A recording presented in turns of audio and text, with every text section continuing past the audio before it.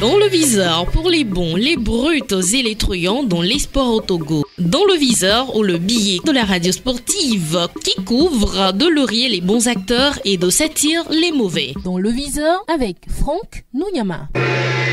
Entre le 9 janvier et le 6 février 2022, l'Afrique du football est en fête, référence faite à la 33e édition de la CAN. Durant pratiquement un mois, les 24 meilleures sélections du continent vont donner le meilleur d'elles-mêmes pour essayer de détrôner les Fennecs d'Algérie, tenant du titre. Une 33e édition de la Coupe d'Afrique des Nations de football qui se dispute au pays de Roger Mila, de Samuel Eto'o-Fils, aujourd'hui président de la FECAFOOT, la Fédération camerounaise de football. L'ancien numéro 9 et capitaine des Lions indomptables, quelques semaines après son élection à la tête de la fêtière nationale, devra faire face à la plus prestigieuse des compétitions continentales, une organisation de la CAN dans laquelle il n'était pas forcément impliqué. Samuel Eto'o-Fils va découvrir la CAN non plus comme joueur, mais comme président de la fédération. Du terrain de jeu à l'administration, deux mondes complètement différents. Des différents, il va y en avoir, parce qu'il va falloir pour l'ancien Barcelonais de diriger, de prendre des décisions, de faire aussi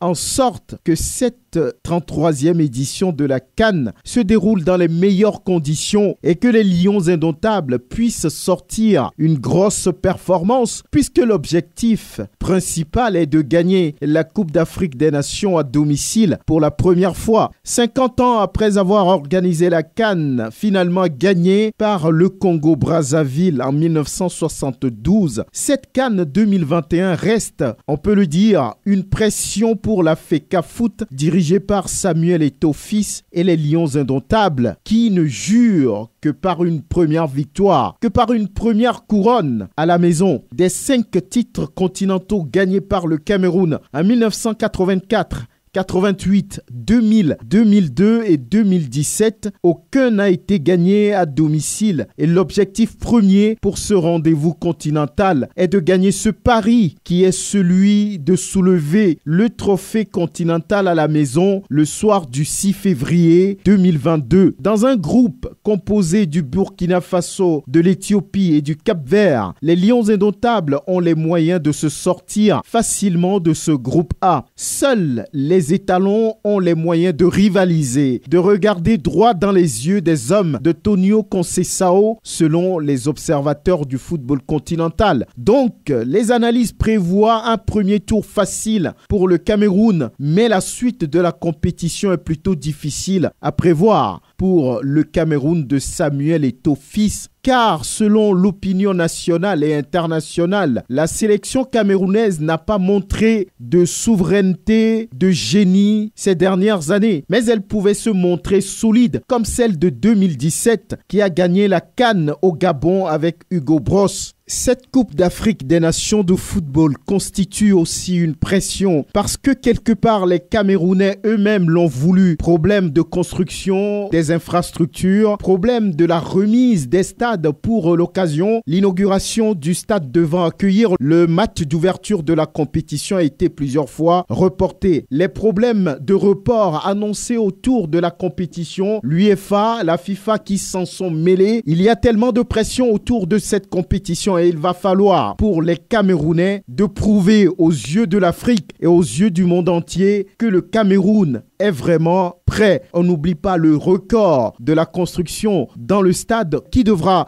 accueillir le match d'ouverture de la compétition. Un stade dont la construction a duré 12 ans et personne ne sait aujourd'hui si vraiment les travaux sont véritablement terminés. Autre chose relevée par l'opinion, les crises répétitives qui gangrènent ce football et la FECAFOOT depuis des années peuvent à tout moment déstabiliser les Lions. On parle aussi souvent dans ce pays de corruption à haute dose, des problèmes à n'en point finir qui parfois font de cette puissance footballistique en Afrique un éléphant aux pieds cassés. Samuel Eto'o-Fils, venant d'arriver, doit vraiment attacher sa ceinture car il devra, en plus des lions indomptables, l'une des attractions de la compétition. À très bientôt.